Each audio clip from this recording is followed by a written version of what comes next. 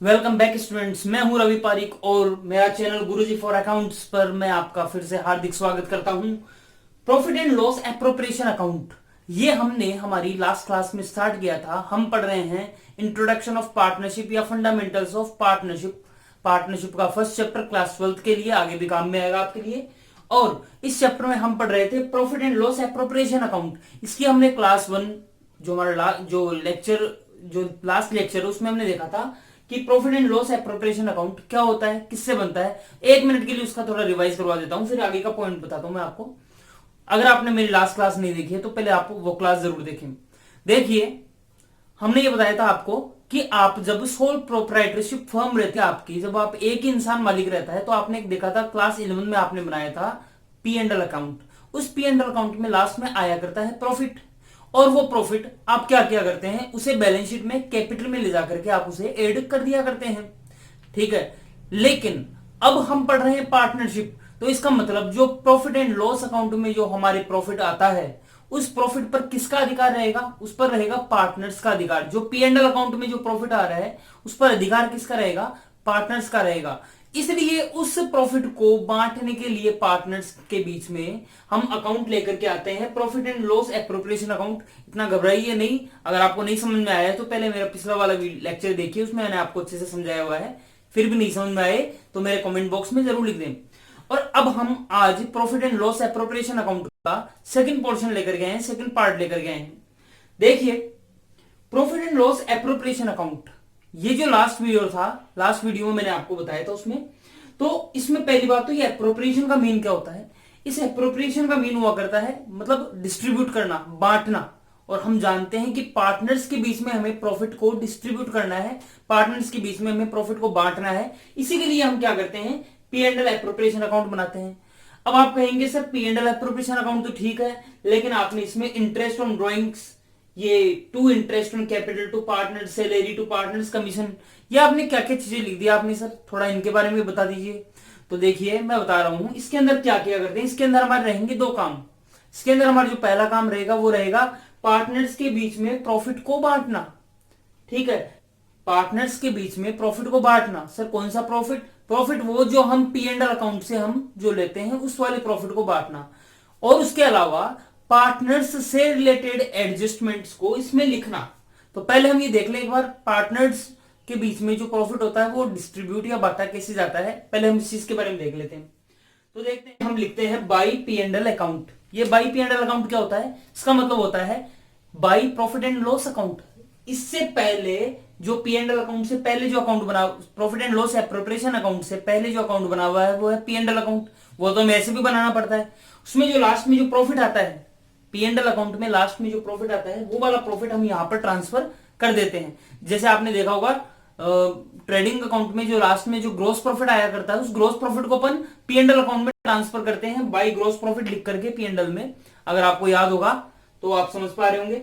तो P and L account में last में जो प्रॉफिट आता है उसे हम P and L appropriation account में यहां पर ट्रांसफर कर देते हैं, और ये हमने इसको यहां पर ट्रांसफर कर दिया। इसका मतलब हमारे यहां पर इस साल का जो भी प्रॉफिट हुआ है वो हम यहां पर ट्रांसफर कर देते हैं। बाई चांस आपके पी एंड एल अकाउंट में यदि लॉस हो तो लॉस को फिर इधर ट्रांसफर किया जाएगा to P and L account. इसका मतलब इस बाई पी एंड एल या टू पी एंड एल, इन दोनों में से एक ही चीज आ पाएगी।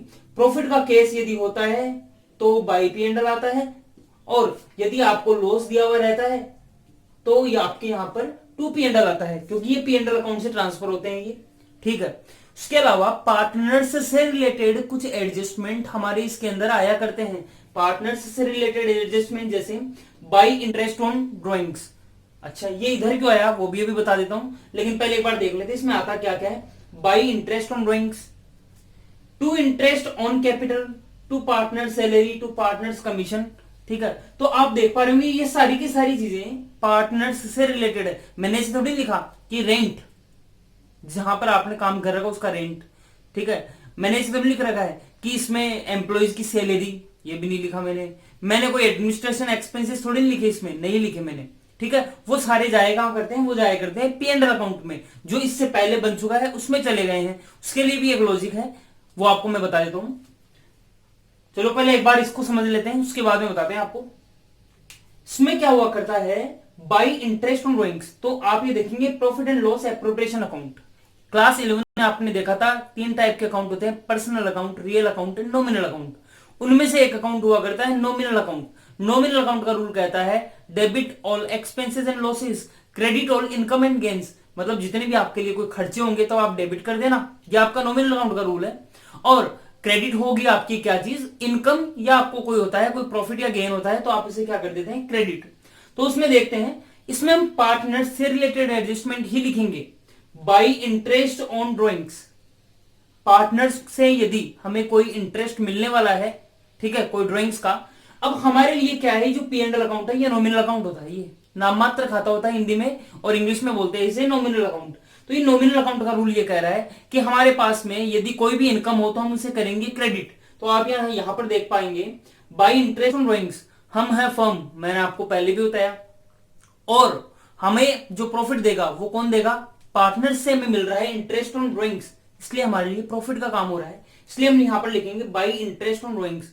और हम पार्टनर्स को जो चीज देंगे, हम जो पार्टनर्स को जो चीज देंगे वो हमारे लिए है एक्सपेंसेस, क्योंकि है हम फर्म, ठीक है, आप इस चीज को समझ लीजिएगा।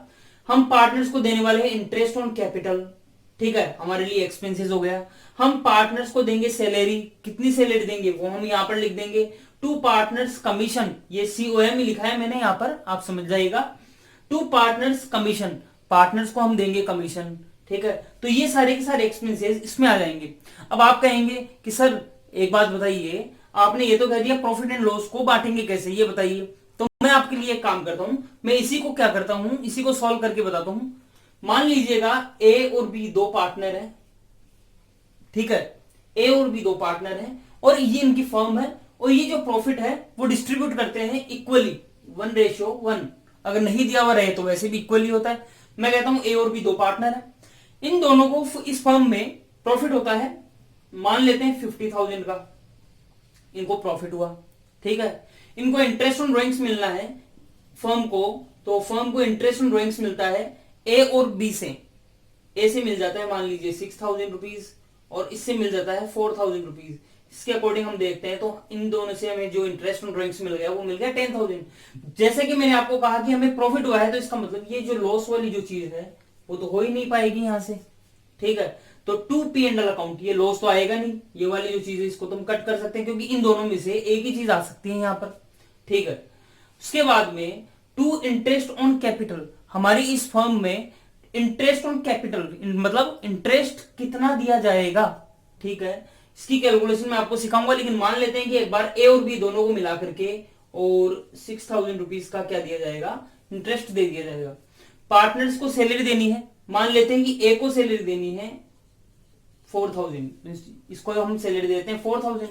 और इसके बाद में ये बोल रहा है कि कोई भी पार्टनर, जैसे पार्टनर्स यहाँ पे उनके नेम आने लग जाएंगे, मैं बाद में अभी इसकी एंट्री सिखाऊंगा तब आपको बताऊंगा। लेकिन एक बार ये देख लेते हैं कि बीच में प्रॉफिट बंटता कैसे है, डिस्ट्रीब्यूट कैसे होता है। मान लेते हैं इसे कमीशन देते हैं 10,000। इसके अकॉर्डिंग यदि सोचते हैं एक बार के लिए, तो हमारे पास में ये जो क्रेडिट साइड रहती है, इधर रहती है आपकी डेबिट साइड, और ये रहती है आपकी क्रेडिट साइड। तो जो आपकी क्रेडिट साइड रहती है वो हमारी प्रॉफिट बताती है। तो इसका मतलब हम मानते हैं कि हमारे पास में प्रॉफिट हो चुका है 60,000। और अब हम हमारे एक्सपेंसेस देख लेते हैं। पार्टनर्स के लिए जो हमारे एक्सपेंसेस हो चुके हैं, हम उन्हें सेम एज इट इज, जैसा आप पी एंड एल अकाउंट बनाते थे उसी की तरह हमारे यहाँ पर एक्सपेंसेस हो चुके हैं 6 और 4 10,000 और 10,000, मतलब 20,000 हमारे एक्सपेंसेस हो चुके हैं। 60,000 में से जाते हैं 20,000, तो हमारे पास में प्रॉफिट बच जाता है 40,000 रुपीज का। वो जो 40,000 रुपीज जो बच चुके हैं वो किसके पास में जाएंगे, वो आपको मैं बता देता हूं। आपने क्लास 11 के पी एंड एल अकाउंट में आपने देखा था कि जो भी नेट प्रॉफिट होता है वो पार्टनर्स की कैपिटल में जाता है। अब ये वो वाला प्रॉफिट है जो पार्टनर्स को हमें बांटना है। पार्टनर्स के लिए टोटल प्रॉफिट आ रहा है 60, उसमें से माइनस कर दिए 20, और अब हमारे पास में क्या चीज आ गई, 40,000 रुपीज का प्रॉफिट आ गया। वो 40,000 रुपीज का प्रॉफिट हम किसे बांटेंगे, वो हम बांटेंगे पार्टनर्स के बीच में। तो टू पार्टनर्स कैपिटल अकाउंट। अब किसको कितना बांटेंगे, तो एक बार इधर लिख देते हैं साइड में। मैंने आपको पहले कहा कि इन दोनों का जो रेशियो है वो है इक्वल, मतलब प्रॉफिट कितने का आ रहा है 40,000 का, तो दोनों में क्या करते हैं 20,000 एंड 20,000 रुपीज के हिसाब से हम क्या करते हैं इन दोनों में बांट देते हैं इक्वली, और इस तरीके से इन दोनों का जो टोटल आ रहा है वो नीचे आ गया है 60,000। तो आपने आज देखा है P&L एप्रोप्रिएशन अकाउंट के बारे में कि कैसे ये बनाया करते हैं, और अब हम जो आगे की क्लासेस में देखेंगे कि हम इसकी जर्नल एंट्रीज कैसे करते हैं। ये मैं आपको पहले बता चुका हूं, मैं एक भी चीज आप पर थोपने वाला नहीं हूं, लेकिन फिर भी अगर आपको अगर थोड़ा बहुत भी अगर समझ में नहीं आया होगा तो वो आपको मैं और बताने की कोशिश करूंगा। और मेरे वीडियो को लाइक, सब्सक्राइब एंड शेयर करना नहीं भूलें।